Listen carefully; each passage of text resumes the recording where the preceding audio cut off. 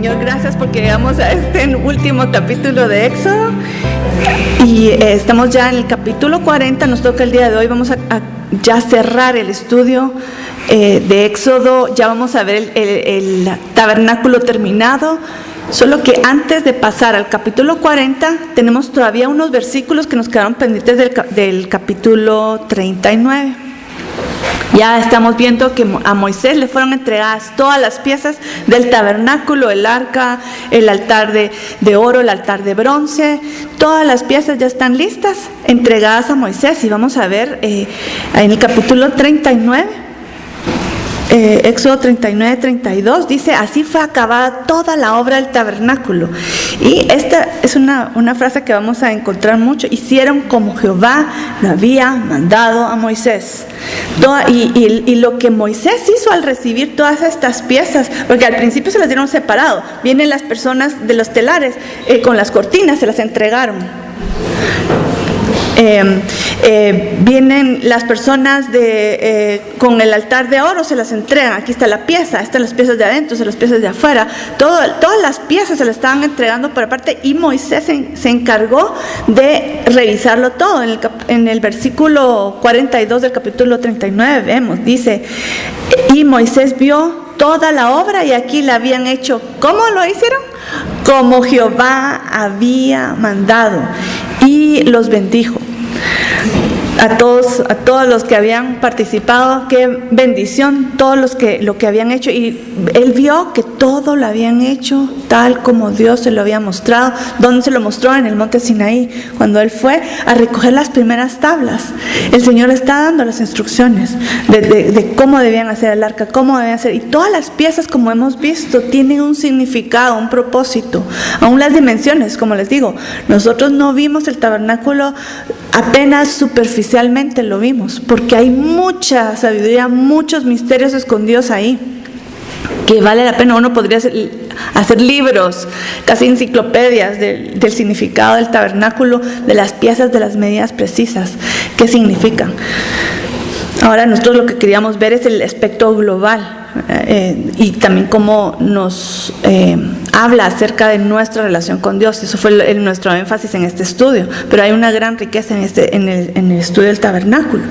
Y como estamos viendo acá, ya lo hemos visto en 2, pero en el capítulo 40 vuelve a repetirse esta frase que dice: como Jehová había mandado a Moisés. Ustedes lean ese capítulo 40, incluyendo estos versículos que leímos del capítulo 39, esa frase se repite. Cuando una cosa se repite en la Biblia, presten atención, porque es un mensaje muy importante, y esto se repite demasiadas veces. Se repite en el capítulo solo el 40, en el versículo 16, 21, 23, 25, 27, 29, 32. Solo tengo marcado 16 veces desde el 39, imagínense. Entonces, cuando pase eso, ustedes pongan atención. Esto es un mensaje que Dios está queriendo decir muy importante. ¿Y cuál es lo más importante? Lo hizo como Jehová había mandado. Aquí no hay espacio para creatividad. No, pues que ese color, no, la cortina no mucho me gusta el morado, mejor pongámosle verde. No, hay un significado en eso, hay un propósito en eso. No es por decoración, es por significado y esencia. No es tanto, y nosotros tal vez en nuestro mundo occidental, porque estamos muy influenciados por la mentalidad griega, nos basamos mucho en la apariencia, cómo se mira, cómo es de agradable al ojo. Pero en la Biblia, en la cultura hebrea, es más la esencia lo que importa. Cuidar esa esencia, y eso es el mensaje de acá. No es la apariencia, es que me falta verde en ese panorama. No tenía que ver verde, porque los que tenían que ver es el rojo de la sangre, el dorado de lo divino, el blanco de la pureza y la justicia, el azul de lo divino y celestial, y el púrpura de la realeza. Ese es el mensaje. No es solo por decoración, es un mensaje.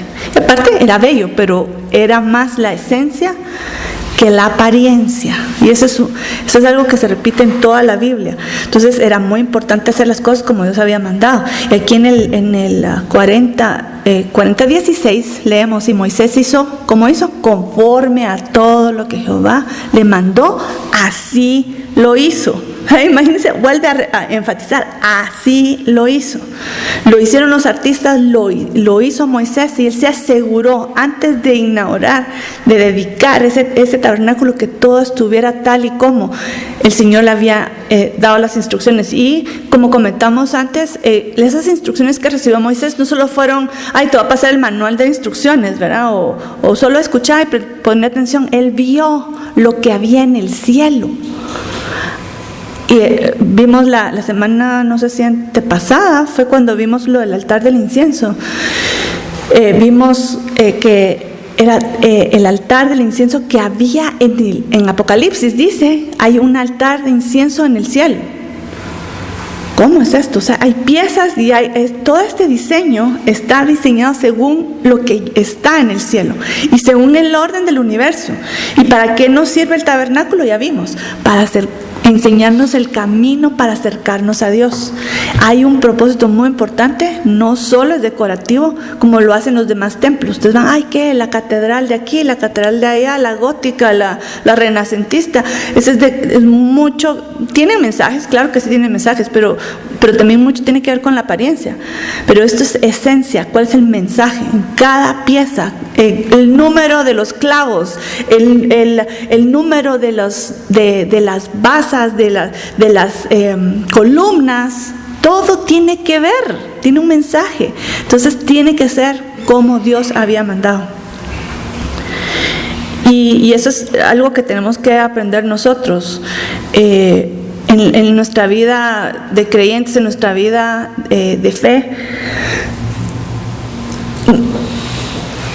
Nosotros estamos acostumbrados y se nos ha enseñado a hacer lo que queremos, ¿sí o no? Más en estos tiempos, ¿verdad? Que la anarquía reina, ¿verdad? Quiere reinar en el mundo. Pero es todo lo contrario. Ese evangelio de la anarquía es completamente opuesto al evangelio de Dios, el cual dice, haz las cosas como yo digo. Y no hemos entendido que hacer las cosas no nos gusta porque tenemos esa línea rebelde, ¿verdad? Pero no hemos entendido que eso es lo que más nos conviene. Y no solo lo que más nos conviene, lo que nos va a hacer últimamente felices. Porque es que yo quiero ser feliz, por eso quiero hacer lo que quiera. Eso te va a llevar al libertinaje, el libertinaje te va a llevar a la destrucción. No es lo mejor, lo que desea nuestro corazón, nuestras emociones son engañosas, nos llevan a la perdición. Eso no deseamos. Es al contrario, cuando nosotros aprendemos a hacer la voluntad de Dios, aunque tenemos que esa lucha de que, pero quiero hacer aquello, y bueno, pero me voy a someter a Dios, vamos a encontrar que ahí encontramos la realización, la bendición, hasta la felicidad. Va a venir, como dice ese refrán, que uno no tiene que estar buscando la felicidad, sino esa viene, ¿verdad? Porque estamos cumpliendo nuestro propósito. Entonces al final vamos a llegar a esa satisfacción, aunque no es nuestra meta, va a ser agradar a Dios, y ahí vamos a encontrar todo lo que nuestro corazón desea, sin querer. Pero eso es, el Señor nos está mostrando todo eso a través del tabernáculo. Y aquí comienza ya, recibiendo Moisés las piezas, viendo que todo estaba bien, comenzó ya ponerlo cada cosa en su lugar. Y cuando comenzaron a poner cada cosa en su lugar, comenzaron desde adentro para afuera, comenzaron por el lugar santísimo. Armaron la tienda y llevaron el arca donde tenía que estar, en el lugar altísimo. Ahí en el lugar santísimo solo estaba el arca del pacto. Después pasaron al otro lugar, que es el lugar santo. ¿Qué piezas había ahí? Estaba el altar de oro, la mesa de los panes, el candelabro, y después fueron hacia afuera. Ahí en la descripción del 40 ustedes van a ver, y todo lo hizo, Moisés lo hizo como Dios había mandado. Después la otra sección, y Moisés hizo todo como Dios había mandado, pero es de adentro hacia afuera. Ahorita vamos a ir al atrio exterior que había ahí. Habían dos muebles principales, que era el lavacro y el altar de bronce. Entonces ese fue el orden en el que se fue armando todas las piezas, organizándolas, armando la tiendita. Y lo último que se hizo fue se pusieron la azul, ay, ¿cómo se llama esto? El cerco, el muro, no sé cómo se parece, la pared de lino, de lino fino, eso fue lo último que se puso. Imagínense, yo digo, han de haber habido muchos curiosos, ¿verdad? ¿Cómo están haciendo? La gente ahí alrededor viendo, entonces van poniendo, ahí está el altar. Yo creo que fueron de las pocas personas que vieron el altar, el arca, el pacto, iban ahí, sí, cuando iban de marcha lo miraban, y ahí va para allá, están entrándolo, y después va otra pieza. Imagínense qué emoción haber sido esa armada del tabernáculo, todos presenciando. Imagino que muchos curiosos, de verdad, así, quítense, no puedo ver, turnémonos, ¿verdad? Tú ahorita, porque recuerden, eran como más de 2 millones de personas que estaban ahí en el campamento, todos querían ver, aunque sea un pedacito, y comienzan desde adentro, van para afuera, hasta que ya llegó el último. Después ya no podemos ver nada, tenemos que entrar como se debe por la puerta, y vamos a ver el proceso, ¿verdad? Y todos los sacerdotes ahí participando, los levitas. Y algo que es interesante, que a veces cuando leemos la Biblia, si no estamos sintonizados al calendario de Dios, no nos damos cuenta de las fechas, como igual mes primero, día quinto, cuarto, sexto mes, día 18, nos da igual, ¿verdad? Pero no, si Dios menciona las fechas es porque es importante. Ahora, que nosotros no lo entendamos es otra cosa, pero cuando se menciona una fecha es porque algo tiene que enseñarnos.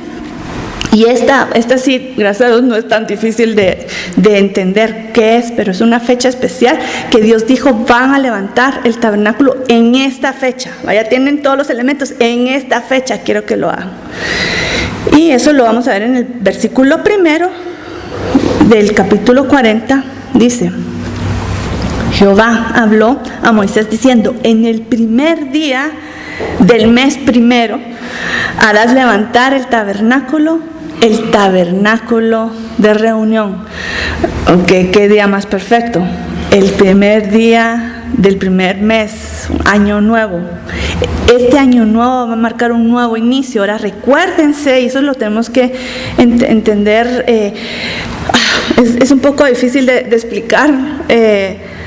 No, de hecho lo vamos a explicar hoy, porque vamos a ver también un poquito de la fiesta de trompetas, que habla de otro inicio, pero este inicio tiene que ver con la salida de Egipto. El Señor dijo que iba a ser será primero de mes. Entonces, ¿qué primero de mes era este? ¿Qué primero de año? Principio de año, es Nisan 1. Ese es el nombre que se lo mencionó por nombre porque es más fácil de ubicarlo, ¿verdad? Pero es más o menos en primavera, ¿ok? Por la primavera cuando comienza, ¿sí? Nisan sí fue Jehová quien puso. No, Dios en la Biblia lo habla, pero sí se menciona ese nombre en la Biblia. Sí se menciona porque se usaba ese nombre, pero el nombre bíblico que se le da solo por el número.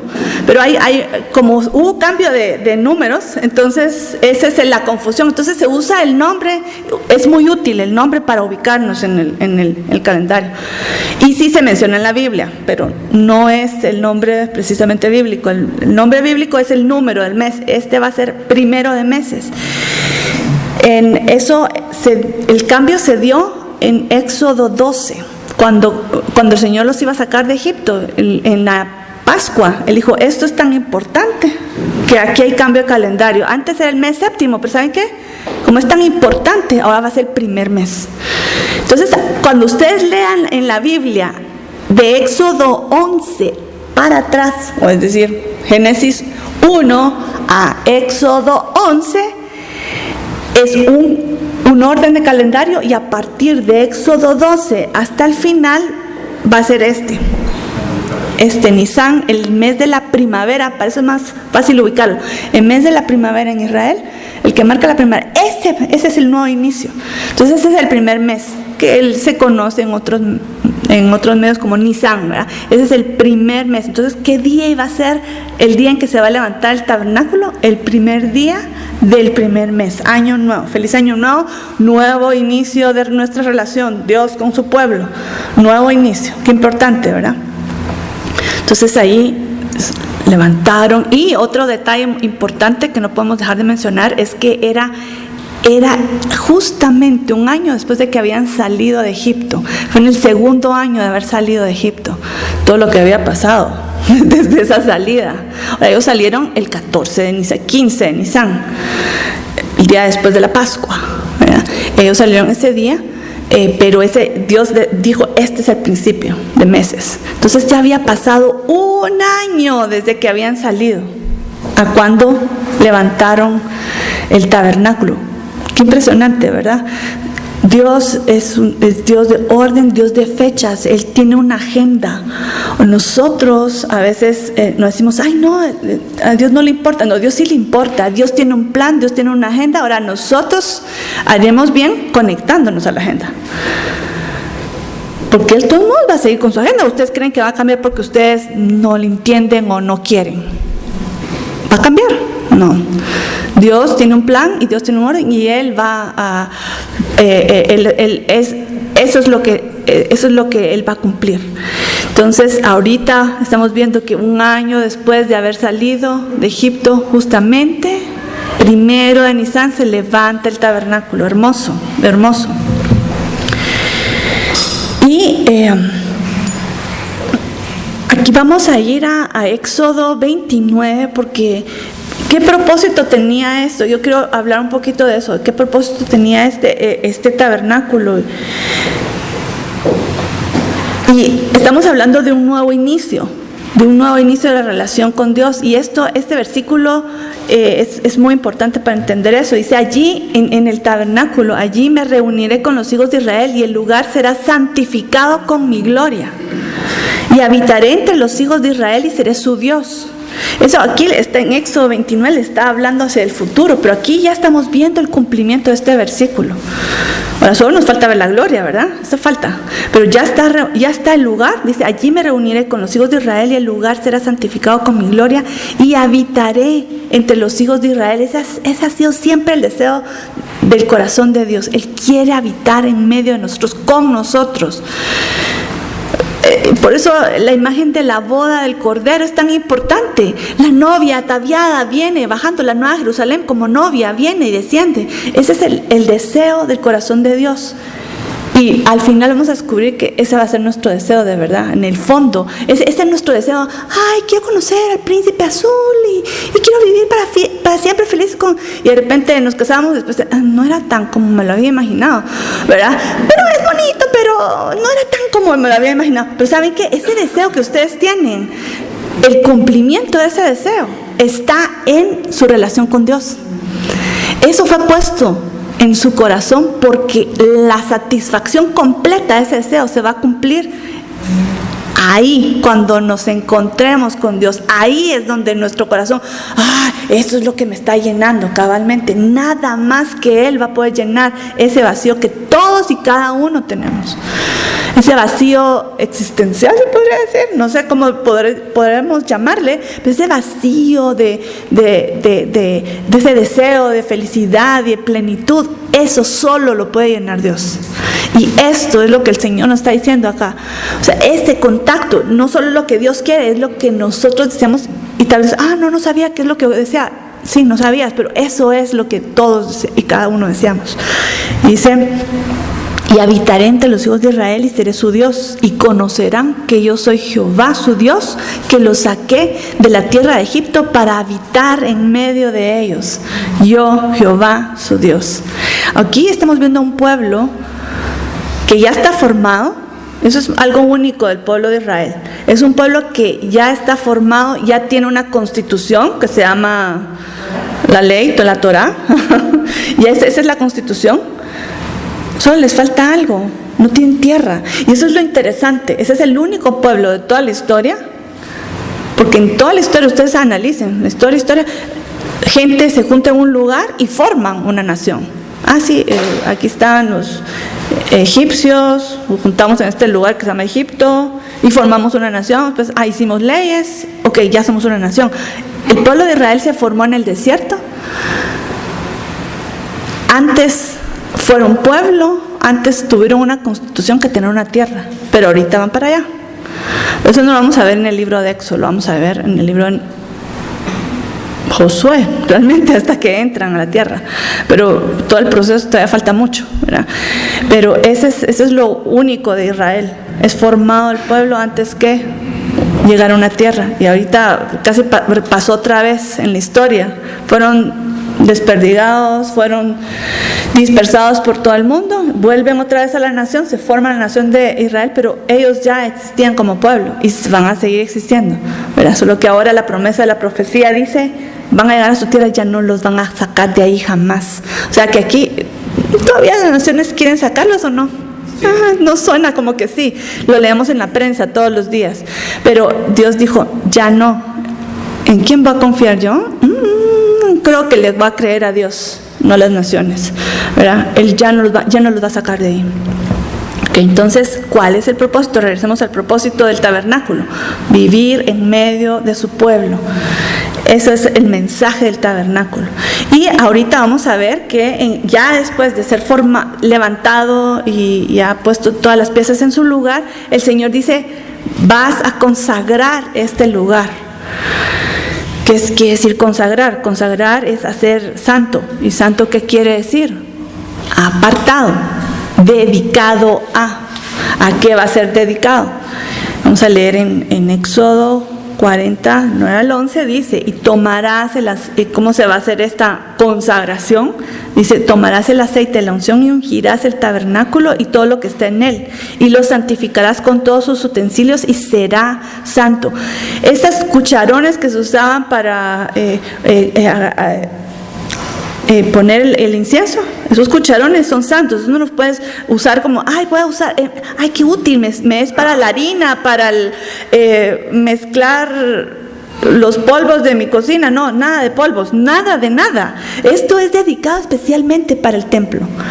Pero qué bonito, sí, bonito para el tabernáculo, no se puede usar afuera. Es dedicado, consagrado, dedicado separado para el uso del tabernáculo.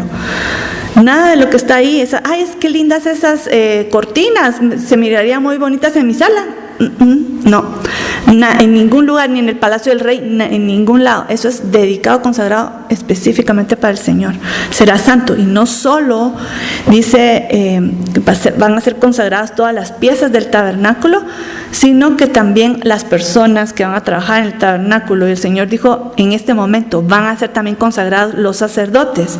Dice en Éxodo 40, 12, y llevarás a Aarón y a sus hijos a la puerta del tabernáculo de reunión, y a ellos se les pide algo que hagan antes. Los lavarás, se tienen que lavar antes con agua, y después, lo que vimos la semana pasada, harás vestir a Aarón las vestiduras sagradas, y también a los otros, a los hijos de Aarón, todos los sacerdotes, y primero se lavan con agua, después se visten con las vestiduras sagradas, y después dice, los ungirás y lo consagrarás para que sea mi sacerdote. Y se hace derramando aceite, del aceite santo, con el aroma especial, la receta especial que el Señor dio para hacer ese aceite de unción.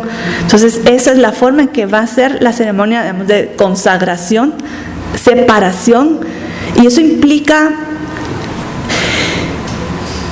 las cosas no tienen valor en sí, aunque uno diría, qué valioso es porque es de bronce, que es de oro, pero eso no es lo que les da valor. Lo que les da valor es la utilidad que van a tener y la unción que va a caer sobre ellos. Ese es algo de Dios.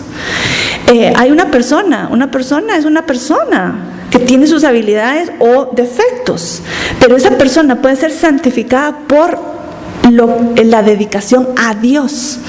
Las cosas igual. O sea, y eso es lo que estamos viendo acá. No es el valor intrínseco de las cosas. Madera, puede ser madera para construir la mesa de los panes, o madera para hacer la mesa del comedor de mi casa. Pero la dedicación de cada cosa, eso es lo que le va a dar el valor. Y esto es dedicado a Dios, específica y exclusivamente a Dios. Entonces aquí, allá, ya vimos que fueron armadas todas las piezas, fue levantado todo el tabernáculo, todo estaba como Dios había mandado, ya fue consagrado, apartado, todo esto para Dios. Solo faltaba una cosa. Solo faltaba una cosa muy importante, vital, para que estuviera todo esto completo. Adivinen qué era. Sí, la presencia de Dios.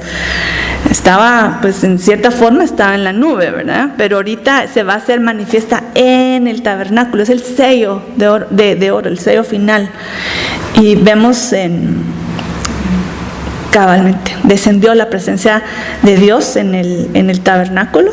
Imagínense haber estado ahí. Wow, increíble. Y algo que es muy interesante está en Éxodo, si quieren leerlo en sus Biblias, Éxodo 40, 34, 35. Ahí dice algo muy especial, porque cuando bajó la presencia de Dios, miren lo que pasó. Y no podía Moisés entrar en el tabernáculo de reunión, porque la nube estaba sobre él y la gloria de Jehová, ¿qué dice? Lo llenó. Cuando el Señor llena nuestras vidas, ya no hay nada en nosotros. Eso es lo que pasa con nosotros. Y es lo que Juan dijo de Jesús, que crezca Él y que yo disminuya. Eso es lo que tenemos que tratar de hacer, que haya más de Dios en nosotros que de nosotros mismos, ¿verdad? Y eso fue lo que pasó en el tabernáculo, que cuando estaba tan lleno, la presencia ya, o sea, todo salía, no cabía nada más que su presencia, casi empujaba afuera. Ya Moisés no podía entrar, y volvió a pasar lo mismo en el templo cuando Salomón estrenó el templo que él construyó. Pasó lo mismo, descendió la presencia de Dios y llenó la presencia de Dios el lugar santísimo, el lugar santo. Tuvieron que salir, no podían estar ahí. Todos los sacerdotes salieron, nadie podía entrar, porque ahí estaba la presencia de Dios. Imagínense qué cosa más especial haber sido eso. No, yo creo que ni lo podemos imaginar cómo habrá sido, pero imagino que, yo no sé, yo había estado llorando segurito de la emoción de ver esa cosa, y después ahora se quedó ahí esa presencia que nadie podía entrar. No, o sea, el Señor quedó ahí, pero más manifestación encima, pues si no, nadie puede entrar, ¿verdad? Entonces esa es la presencia de Dios. Se hacía manifiesto siempre como lo describe como una nube que de día sí parecía nube, de noche que parecía fuego. Era como me imagino que una nube de fuego, con la luz que emanaba de esta columna. La Biblia describe así, dice: porque la nube de Jehová estaba de día sobre el tabernáculo, y el fuego estaba de noche sobre él, a vista de toda la casa de Israel en todas sus jornadas. Esta nube lo estaba no solo dando sombra en el día, y esto es algo muy importante, ya lo había mencionado, pero lo voy a volver a hacer porque viene al caso. Esta nube que representa la presencia de Dios sobre el pueblo, siempre estaba ahí, sobre el campamento. Eso en el desierto tenemos que entender, que si alguien se sale de esa nube, se muere. O sea, eso es lo que no era ilógico. ¿Cómo vamos a sobrevivir en el desierto? No te preocupes, yo te voy a dar comida, yo te voy a dar agua, porque necesitamos comida y agua para vivir, diría yo, ¿sí o no? Pero hay algo muy importante en el desierto. El desierto, si ustedes van a zonas desérticas, casi nunca llueve eventualmente, pero muy raro. No va a encontrar nada de vegetación de lo cual podemos subsistir, a menos que se encuentre en un oasis. Agua, necesitamos agua, no hay agua.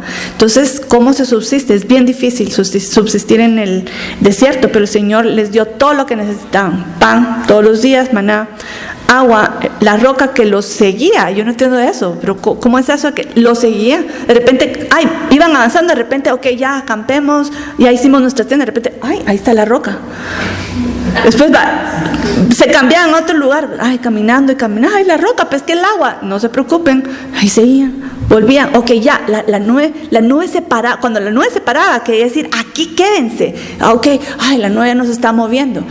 ¿Y qué pasaba si pero yo quiero seguir de largo, ya me aburrí, yo quiero seguir de largo? Sigan de largo y se van a morir porque el sol, no hay agua, no hay nada. O sea, ustedes tienen que estar debajo de la presencia para estar bien.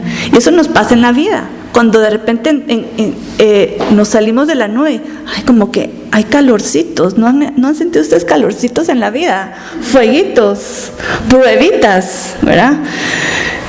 Hay pruebas porque Dios manda pruebas a veces, pero hay pruebas que vienen porque uno está fuera de la nube, fuera de la presencia de Dios, fuera del propósito de Dios. Entonces uno dice, ok, ya sentí el calor. ¿Qué es lo que uno tiene que hacer? Buscar la nube. ¿Dónde estás, Dios? ¿Verdad? ¿Dónde tengo que estar yo? Estar debajo de la nube, en el propósito, en el lugar, en la posición donde debo de estar. Porque ¿qué se encuentra afuera? Muerte, calorcito por lo menos, ¿verdad? Corramos de vuelta a estar bajo la presencia. Entonces, eso lo servía de protección. En el día les daba sombra, en la noche les daba calor, porque créanlo o no, el desierto es muy caliente, ¿sí? Muy caliente, pero de noche se siente mucho frío. Baja la temperatura, es drástico, es calor, frío, es dramático. Entonces quedaba ahí, la columna de fuego servía para dar calor y también para dar luz. Servía como luz. Ajá. En el Salmo 91 dice, el que habita al abrigo del Altísimo, morará bajo la sombra del Omnipotente. Hermoso, exacta, sí, ahí es, bajo sus alas. Qué lindo, ¿verdad? Qué lindo. Ok, pero había otro propósito también de la nube, y eso lo encontramos acá en el capítulo 40, en el versículo 36 al 37, vamos a leer. Dice, y cuando la nube se alzaba del tabernáculo, los hijos de Israel se movían en todas sus jornadas, pero si la nube no se alzaba, no se movían hasta el día en que ella se alzaba. ¿De qué servía la nube entonces? De guía, de dirección. Pero ¿a dónde vamos? Los israelitas en el desierto no van a creer que ellos están decidiendo a dónde ir. No, porque, yo quiero irme para allá. Bueno, chao, que te vaya bien. Al ratito ya están de vuelta. Hace mucho calor, mucho frío. No podían sobrevivir. Entonces les convenía estar debajo de la nube. Les daba dirección. ¿Cuánto tienen que estar aquí? ¿Dónde tienen que estar? Muévanse para aquí, muévanse para allá, a la derecha, a la izquierda, al norte, al sur, al este, al oeste. Ahí la nube los estaba guiando, protegiendo. Entonces, cuando se movía en el monte Sinaí, ahí al pie del monte Sinaí, pasaron casi un año. Desde la Pascua hasta el monte Sinaí fueron ¿cuántos días? Desde el cruce del Mar Rojo, más o menos 50. ¿Se recuerda el conteo el conteo, verdad? Que es lo que hacemos de las fiestas, ¿verdad? Que ese conteo son 50 días desde que salieron de Egipto hasta que llegaron, hasta que llegaron al monte Sinaí. Ahí pasaron casi el resto, el resto del tiempo, casi el año al pie del monte Sinaí. Ahí recibieron la ley, después iban a recibir la ley, pero pasó el becerro de oro, después el arrepentimiento del becerro de oro, después el Señor les da otra oportunidad, después dice, la oportunidad, viene el tabernáculo, y aquí estamos, ¿verdad? Ya inaugurando el tabernáculo, con este nuevo inicio. Imagínense que, el primer día, el primer año, ¡qué lindo! Un nuevo inicio, ¡qué hermoso esta fecha! ¿Verdad? Y ese fue el día en que lo inauguraron el tabernáculo, primero de Nisan, primer día del primer mes. Y esta descender de la presencia de Dios que les había mencionado, solo aquí tengo una cita que también pasó, esta manifestación de la presencia de Dios, así como se dio en el tabernáculo en el desierto, también se dio en el templo de Salomón. En Primera de Reyes 8, del 10 al 11, les voy a leer qué es lo que dice ahí. Dice, cuando los sacerdotes salieron del santuario, la nube llenó la casa de Jehová, y los sacerdotes no pudieron permanecer para ministrar, por causa de la nube, porque la gloria de Jehová había llenado la casa de Jehová. Presten atención, otra vez se la vuelve a describir de la misma forma. Llenó, la gloria de Dios llenó el lugar. El Señor llena, donde llega llena, pero donde no cabe, porque no, es que aquí hay demasiado de mí, no cabes, entonces se va. ¡Ay, qué triste! No queremos eso, ¿verdad? Queremos que nos llene, pero para eso es que nos tenemos que vaciar de nosotros mismos. Tremendo, ¿verdad? Ese mensaje. Ahora, ya estamos llegando al final del libro y quiero regresar al tema del libro. ¿Cuál es el tema? Entonces, bueno, ya está, lo hemos visto capítulo por capítulo, y a veces cuando uno ve capítulo por capítulo, es importante porque uno ve la importancia de cada punto, cada capítulo tiene su joya, pero regresemos otra vez a ver el panorama general del libro de Éxodo. ¿Y cuál es el tema general del libro del Éxodo? Es la redención, la salvación. Eso aplicado a los israelitas que estaban esclavos en Egipto, tanto como a nosotros en nuestra vida personal. Pero cuando se trata de redención, tenemos que verlo globalmente. Cuando Dios está hablando de redención, Dios no está diciendo solo te voy a sacar de la esclavitud, sino que ese es el primer paso. Pero yo quiero transformarte, voy a cambiar tu forma de pensar, voy a cambiar tu forma de vivir. Y la redención es completa, no es solo te voy a sacar de Egipto para, ya puedes vivir como tú quieras, al fin, ¿verdad? Adivinen qué va a pasar si hacemos eso. O sea, solo el Señor nos saca, vamos a volver a caer esclavos otra vez, eventualmente. Eso es lo que queremos. No, yo te voy a enseñar a cómo se vive. No, la redención es completa. Salvación, transformación, restauración y llevarnos a una vida que ni siquiera sospechábamos que pueda existir. Pero todo es como Dios había mandado. ¿Okay? Ese es el orden de todo. La restauración y la redención es completa cuando nos ponemos debajo de la nube y seguimos al Señor. Que en Éxodo 20, vamos a regresar a ese versículo porque es clave, básicamente es como el versículo clave de este libro. Dice, habitaré entre los hijos de Israel, seré su Dios y conocerán que yo soy Jehová, su Dios, que los saqué de la tierra de Egipto para habitar en medio de ellos. Ese es el final de la redención. Cuando vemos la Biblia, ¿cuál es el capítulo final? Y vivieron felices para siempre, ¿verdad? ¿Cómo es? ¿Sí o no? Ese es el deseo de nosotros, porque dice, bajó la novia ataviada. El Señor bajó y habitó en medio de su pueblo, hizo tabernáculo en medio. Apocalipsis 21, el 22 se describe cómo era este lugar paradisíaco que vuelve a ser el Edén, pero el Edén mejorado. La nueva Jerusalén. Ya no habrá lágrima, no habrá sed, no habrá muerte. ¡Qué glorioso! Deseamos, eso es lo que deseamos. Esa es la descripción de los cielos nuevos, la tierra nueva, la nueva Jerusalén descendiendo. Ya no habrá templo, dice ahí. Eso es interesante porque el templo en cierta forma nos va a enseñar a llegar pero no es la meta. La meta es que vivamos así, como estoy viéndolos a ustedes me están viendo a mí el día de hoy, así podamos ver a Dios cara a cara. Esa es la última conclusión, que ya podamos estar en esa condición, que no ha pasado desde Adán y Eva, desde que están en el Edén. Nadie ha visto a Dios cara a cara. Moisés, ¿cómo lo miraba? Pues Moisés había una nube que lo separaba. Pero vamos a regresar a ese estado. Ese es el plan de Dios. Entonces la redención no es solo Dios me perdonó, me voy a ir al cielo. O sea, va a ser todo una transformación de nosotros para poder llegar a ese punto. Okay. Y